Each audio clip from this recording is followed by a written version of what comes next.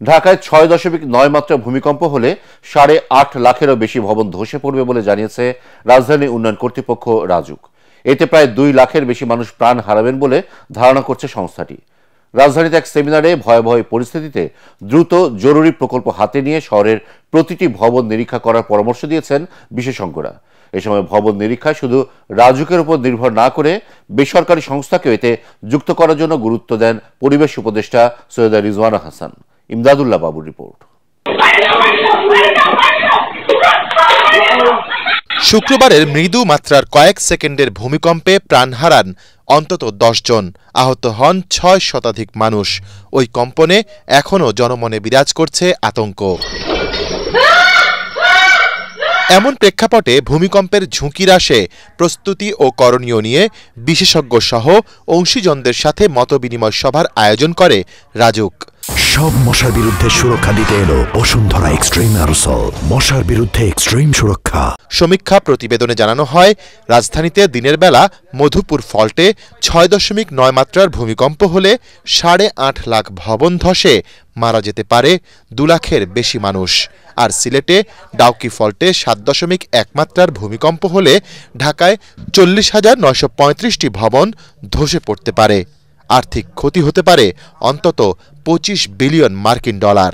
আমাদের এখানে আপকেক হবেই, সেটা কালকে হবে না আজকে হবে, সেটা আসলে তর্কে না, যে আমাদের ওই জিনিসটা মাথায় রাখবো যে একটা বড় হয়ে গেছে, উই আর শকড, এবং এটা আশ্বস্ত করে, এবং সামনে আমাদের প্রিপারেডনেস ছাড়া আসলে কোনো উপায় নেই। কারণ পাশাপাশি বিল্ডিং দুইটা ভালো মনে হবে, কিন্তু একটা খারাপ একটা হয়তো ভালো কোয়ালিটি হতে হবে। So every building you have to check.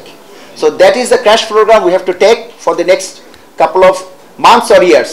বিশেষজ্ঞরা বলছেন, ঢাকার বিদ্যমান ভবন সংস্কারের পাশাপাশি সুউচ্চ ভবন নির্মাণের চিন্তা পরিহার করা দরকার। নগরের মধ্যে কোথায় অতি ঘন নগর হবে, কোথায় নগর হবে কিন্তু সেটা অল্প ঘন, সেটা আবার মাটির কোয়ালিটির সাথে জিওলজিক্যাল স্ট্রাকচারের সাথে মিল রেখে সেই নগরায়ন করতে হবে। বাংলাদেশের নগরায়নের প্রক্রিয়াতে ধারায় এই যে জিওলজিক্যাল ক্যারেক্টারকে আমলে নেওয়ার বিষয়টা প্রায় অনুপস্থিত। এ সময় রাজুক চেয়ারম্যান প্রকৌশলী রিয়াজুল ইসলাম জানান, যেসব কর্মকর্তা ঢাকায় অবৈধ ভবন নির্মাণে বাড়িওয়ালাদের সহযোগিতা করেছেন তাদের আইনের আওতায় আনা হবে। রাজুকের যারা কর্মকর্তা কর্মচারীর মধ্যে দুর্নীতি আছে, আবার এটা যারা বাড়ি করেন তাদের সচেতনতার অভাব, আবার স্বার্থের অভাব। তারা কি চান, মানে আমি একটু ব্যর্থ করলে কি হবে, আমি ২০০ স্কোয়ার ফিট এক ফ্ল্যাটে একটা জায়গা বেশি পাবো। অভিযান চলবে, সচেতনতা চলবে, এবং নতুন করে রাজুক চিন্তা করছে সোশ্যাল যে রেসপন্সিবিলিটি, সেখান থেকে আমরা এই কাজটা করতে চাই। অনুষ্ঠানে পুরান ঢাকা সংস্কারের উদ্যোগ আবারও নেয়ার পরামর্শ দেন সরকারের উপদেষ্টারা। অ্যাসেসমেন্টের জন্য লিস্ট করে বলে দিই যে এই ফান্ডকে আমরা বললাম, এখানে যদি সরকারের ক্রয় প্রক্রিয়া এগুলো আমরা আনা শুরু করি, তাহলে ৬ মাসে ১ বছরে সেই ক্রয় প্রক্রিয়া শেষ হবে না, আর কাজ শুরু হবে না। সেখানে প্রসেস ইজি করে রাজ্যকে একটু বেশি ক্ষমতা দিয়ে আমার মনে হয় কাজটা শুরু করতে হবে। ভূমিকম্প মোকাবেলার ব্যবস্থা করতে পারি সেটার চিন্তাটাও আছে। আর সবচেয়ে বড় জিনিসটা হচ্ছে যে জনগণের প্রস্তুতির পাশাপাশি সরকারি যে বিভিন্ন প্রতিষ্ঠানগুলো আছে সেটার সমন্বয়, এই নিয়েই আমরা কথা বলছি এবং এটাকে কার্যকর করার চেষ্টা করছি। সভায় সব শ্রেণী পেশার মানুষকে ভূমিকম্পে নিরাপদ থাকার প্রাথমিক প্রশিক্ষণ দেওয়ার উপর গুরুত্ব দেন বিশেষজ্ঞরা। ইমদাদুল্লাহ বাবু, ATN বাংলা, ঢাকা। গণমাধ্যমকে রাজনৈতিক প্রভাব থেকে বেরিয়ে আসার আহ্বান জানিয়েছেন রাজনৈতিক দলের নেতারা। রাজধানীর চীন মৈত্রী সম্মেলন কেন্দ্রে বিজেসি আয়োজিত মতবিনিময় সভায় তারা এই আহ্বান জানান। এ সময় গণমাধ্যমের সংস্কার নিয়ে ঐকমত্য কমিশনের ভূমিকার সমালোচনা করে তারা বলেন, সংবাদকর্মীদের অধিকার আদায়ে সোচ্চার হওয়ার তাগিদ দেন তারা। এ সময় বিএনপি মহাসচিব মির্জা ফখরুল ইসলাম আলমগীর বলেন, রাজনৈতিক দলগুলো সাংবাদিকদের পকেটে নিতে চায় না, উল্টো তারাই উদ্যমী হয়ে পকেটে ঢুকে যায়। আরো জানাচ্ছেন মুশফিকুর রহমান।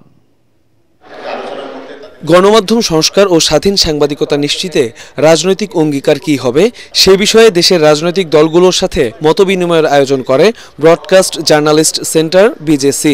কমিটমেন্ট সেটা আমরা পরিষ্কারভাবে রাজধানীর চীন মৈত্রী সম্মেলন কেন্দ্রে আয়োজিত সভায় উঠে আসে রাষ্ট্র ও নাগরিক জীবনে স্বাধীনতার জন্য গণমাধ্যমের ভূমিকার কথা। এ সময় বিগত ১৫ বছরে গণমাধ্যমের বিরুদ্ধে ওঠা নানা অভিযোগ নিয়ে আলোচনা হলেও তার সমাধানে অন্তর্বর্তী সরকার ও ঐকমত্য কমিশনের ভূমিকা নিয়েও প্রশ্ন তুলেছে বলেছেন রাজনীতিকরা। সাংবাদিকতার সংজ্ঞা তৈরি করা দরকার, সাংবাদিকতা কারা আসলে যুক্ত হচ্ছেন সেটার এনলিস্টমেন্ট দরকার, রেজিস্ট্রেশন দরকার, এবং তাদের যেমন নিজেদের আর্থিক নিশ্চয়তা দরকার মর্যাদাপূর্ণ জীবনের, তেমনি আবার তাদের কোড অফ এথিক্স থাকা দরকার। এই যে এত বড় সংস্কার গেল, এই সংস্কারের মধ্যে আমাদের মিডিয়াগুলো কি ভূমিকা রেখেছে? এখনো যেগুলো আপনারা বলছেন নিজেদের দাবি দেওয়ার কথা বলছেন, তো এটা যারা ক্ষমতায় যাবেন তাদের কাছেই বলবেন, বর্তমান সরকারের কাছে এগুলো বলে আর লাভই নাই। একটা পেশাগত জায়গা থেকে সাংবাদিকদেরকে একই ছাতার নিচে নিয়ে আসার একটা উদ্যোগ গ্রহণ করা আমাদের জন্য খুবই জরুরি হয়ে দাঁড়িয়েছে। আপনারা পছন্দ করেন কাদেরকে? যারা আপনাদের কথা বলে, আপনাদের সঙ্গে তাল মিলিয়ে চলে তাদেরকে। আপনাদের সমালোচনা করলে আপনারা ওই গণমাধ্যমকে পছন্দ করেন না। এরকম যদি নীতি হয়ে থাকে তাহলে বাংলাদেশের গণমাধ্যম কখনোই স্বাধীন হবে না। আমাদের যেমন সীমাবদ্ধতা আছে, ব্যক্তিগতভাবে আমাদের ত্রুটি আছে, সেগুলোকে তুলে ধরে আমাদেরকে শাসন করার দায়িত্ব আপনাদের আছে। এদিকে স্বাধীন গণমাধ্যম প্রতিষ্ঠায় নানা বাধার কথা উঠে আসে আলোচনায়। গণমাধ্যমকে আমরা ফোর্থ স্টেট বলি, ওয়াচডগ বলি, কিন্তু গণমাধ্যমে এটা ঠিক যে কাজের পরিবেশটা কোনো সরকারি দেয় নেই। সম্প্রতিকালে কি আমরা দখলদারিত্ব দেখিনি? সাংবাদিকদের উপরে অহেতুক মামলা সহ বিভিন্ন ঘটনা কি আমরা দেখিনি? এ সময় গণমাধ্যমের স্বাধীনতা হরণের জন্য সাংবাদিকরাও কিছুটা দায়ী উল্লেখ করে বিএনপি মহাসচিব মির্জা ফখরুল ইসলাম আলমগীর বলেন, সাংবাদিকরা নিজেরাই নানা দলের হয়ে বিভিন্ন ইউনিয়ন গড়ে তুলছে। স্বাধীন গণমাধ্যম আমরা দেখতে চাই, সেটাকে তৈরি করতে চাই। সেই জন্যে আমরা তখনই কমিট করেছিলাম যে আমরা একটা কমিশন তৈরি করব। তো কমিশন ইতিমধ্যে তৈরি হয়েছে। দুঃখের সঙ্গে আমরা জানলাম যে কমিশনের রিপোর্ট তৈরি হয়েছে, কিন্তু রিপোর্টে কোনো আলোচনা হয়নি পরবর্তীকালে। রাজনৈতিক দলগুলো তো আপনার কাউকে পকেটের মধ্যে নিতে চায় না, আপনারা যদি পকেটে ঢুকে যান তখন কিন্তু দ্যাট বিকামস এ প্রবলেম। সাংবাদিকদের পারিশ্রমিক এবং যথাযথ সম্মানী প্রাপ্তিতে আইনি অধিকার প্রয়োজন বলে জানান শীর্ষ রাজনীতিবিদরা। মুশফিকুর রহমান, ATN বাংলা, ঢাকা। আগামী জাতীয় নির্বাচনকে বানচাল করতে ভারত জাতীয় পার্টির মাধ্যমে দেশকে অস্থিতিশীল করার চেষ্টা করছে বলে অভিযোগ করেছেন জাতীয় নাগরিক পার্টির দক্ষিণাঞ্চলের মুখ্য সংগঠক হাসনাত আবদুল্লাহ।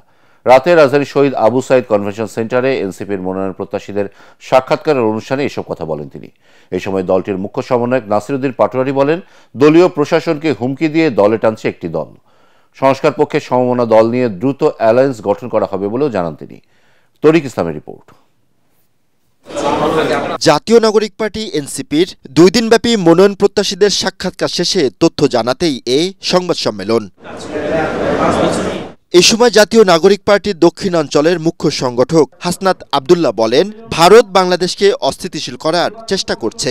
আমাদের পার্শ্ববর্তী দেশ ভারত এবং আওয়ামী লীগের যে অর্থনৈতিক যে শক্তিগুলো ছিল তারা জাতীয় পার্টির মাধ্যমেই বাংলাদেশকে অস্থিতিশীল করার চেষ্টা করবে। সেজন্য নির্বাচন কমিশনকে দ্রুততম সময়ে জাতীয় পার্টি নিয়ে সিদ্ধান্ত নিতে হবে।